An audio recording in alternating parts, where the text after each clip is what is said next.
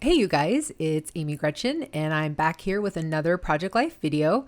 This one I'm going to be using Ali Edwards' Story by the Month kit. So this is a kit that comes out every month and you can see on the screen that I'm sharing a little bit of the contents from the kit. It always comes with a 3x4 stamp set, and then lately it's been coming with, it always comes with chipboard, but lately it's been coming with the word phrase stickers as well. And then this one came with some wood that was painted on, just a lot of abstract designs. One of them is plain so that you could stamp on them. Of course, you could turn them all around and stamp on the backside if you want as well. So I wasn't quite sure if that was something that I was going to attempt to add for this week or not. So I have them in front of me, so I remember that they are an option. Sometimes what ends up happening is as I'm going along and working on a spread, I forget what's in the kit because it's buried under something, and then I don't use it when I intended to. So lately I've been trying to put some of the supplies or products just right in front of me so I can see it as I'm going along. So as per usual, I am cutting up my cards. You can see one of the cards, I had several photos that I cut up. That's because I took a lot of foliage pictures or botanicals. This was actually week 32 from the year 2020. So it was probably 2.5 weeks after moving to Seattle. And it was the week that Megan and I got out of isolation after testing positive for COVID. So we were able to get out a little bit. So it was really nice to be able to roam around my neighborhood, kind of see what it was like, kind of, find my way around instead of feeling like I was completely lost. So that's why I have a lot of botanical pictures. It was so fun to see that there are so many blackberry bushes all over the place in my neighborhood, and they are delicious right off the vine. So I was actually just going to mention that this is the week after my latest video, but the truth is this video is going to come out first, and then week 31 is going to come out after that. And you're definitely going to want to stay tuned for that because I talk about healing through scrapbooking, and I just did that video and I'm working on this one right now. So I've definitely got that one in my head, but this is the week after and still emotionally have a lot going on in my head, still, kind of grappling with isolation, trying to figure out what I'm doing in Seattle, what needs to be done still with the actual move-in, what I need to do to help Megan be successful at school or get her going with school. I guess just get her set up with school because, school isn't starting until I guess it's closer to September. So anyway, just a lot going through my head, but really, really grateful that I was finally able to get out a little bit.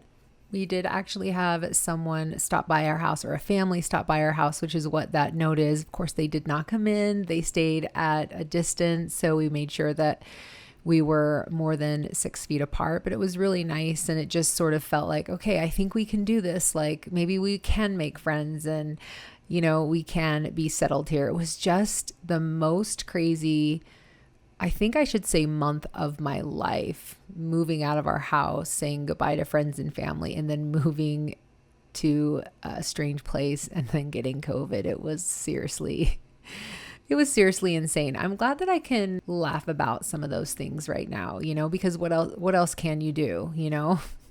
I let's put it this way, I never want to do it again. So right now I'm living in a rental, so I know I'm going to have to move at some point. Probably within the next year, I will have moved again. But I told my husband that he better really love the house because I'm never doing it again. So that's my goal in life. That's going to be my last move. So anyway, wow, I did not think that I was going to get into that. Okay, so let's actually just dive into what I'm doing on screen here. So at this point, I'm looking for embellishments that I want to use. And it stood out to me that 4x6 card that had the circle on there. And so I just went ahead and I punched it out. I think it was a 1.5 inch punch. And, I'm trying to decide if I wanted it on the circles or if I wanted it on the photos. And I really liked what it looked like on the photos. And then you saw that I popped it up as well. One thing that I also want to mention about this chipboard set. So lately, if you've noticed, the chipboards, the pieces are not popping out. And so the way that I have combated that is to actually take an X-ACTO and cut around the shape on the back side, and that way I can pull it out with the backing. Now it's good for a couple of things. It's really good because then I like to actually set the chipboard on top of photos and on top of cards and see if I like it there. So it gives me a chance to kind of decide if it's something that I like. And then of course, at the end, if I haven't used it, it allows me to then put it in one of my organized bins. So if you have ran into this problem as well, because they did change the manufacturer with their chipboard, but I believe that they are going back to the other one that they had. So that isn't going to be the problem for long. But if you do have some of the chipboard that they're not popping out in the back, just go ahead and use the X-ACTO. It's actually really quick because you don't have to be exact with it and you can kind of see the shape behind it. So I just do a really quick swipe over it and it comes out really easily. You can see on that tag that says good stuff, you can actually see a little bit of the white, but obviously that's not a problem at all. So definitely try that out if you have been struggling with that lately. I know that it was a little frustrating for me as well, but that will change at some point. So that's pretty awesome. All right, so I wanted to make my own journaling card and I wanted it to match the other ones that I had. So, I've got the around here, the deep breaths, and then the thankful. And I really wanted to kind of mimic that thankful. And there luckily was a stamp that said memories that matched the exact same font. So I decided that I would stamp memories 3 times, like I said, kind of mimic that thankful and do my own card. I think that's what's so much fun about having a coordinating stamp set is often, you've got fonts that match or little things that are going to match that are going to help bring your layout together. So I went ahead and I made that. Now making that, I felt like it was so much easier to do with the Misti because you saw instead of having to guess if I was getting my placement in the right place, I was able to move up the card and do it. I think it was like in a 1/2 inch increments. So I knew exactly where it was going to stamp out. I love the Misti tool. I think it is so useful when it comes to stamping. So if you are it is a little bit on the pricey side. So if you are looking to invest in a stamp tool, the Misti is the stamp tool that you definitely want to invest in. Maybe it's something you might want for Christmas or something like that. But I will have it linked below if you are interested in it. You can buy it at a variety of places. I think I have it linked at Amazon below if you want. So I decided that I wanted to stamp on this circle card, and I think it's going to say we got this. So, just 3 bold words. And I really like that it kind of stands out from the layout. I feel like I want to do this a little bit more to differentiate some of the cards and allow some of the cards to stand out instead of feeling like they're also very similar. And I know that doesn't happen all the time. I mean, in fact, when I'm looking at this spread, definitely like that life goes on. That card is pretty bold. That one stands out. But I think just like either doing some stamping, which I would love to do more of in my project life, or just in general, I do want to do more stamping in general. Or if I'm doing like hand lettering or something, like I just really want to do a little bit more bold sentiments. So hopefully you'll be seeing that come up in the future. But of course, I know it all just depends on where you're at the time that you're working on the spread, the products that you're using, the cards that you're using. I mean, so many things like come into play.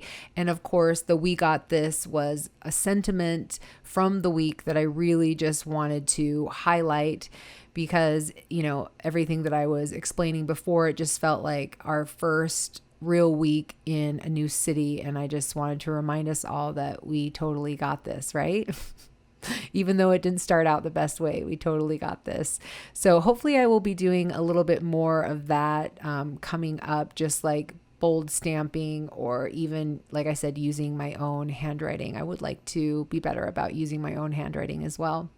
Okay, so I'm going to start with the journaling, and I literally do 1 to another, like back to back. I just go from one card to the other. And so I just basically skipped all of it because you don't need to sit through it all. But I just wanted you to know that that's what I did. And I kind of skipped everything.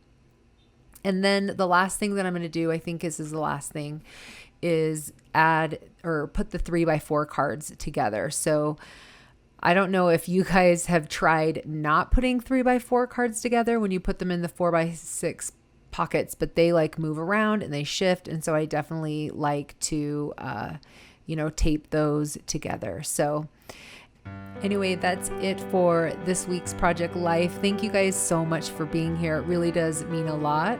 And if you would like to support my channel, I'd really appreciate a thumbs up because it does help my channel be seen. Again, thank you so much, and we will see you in the next one. Bye.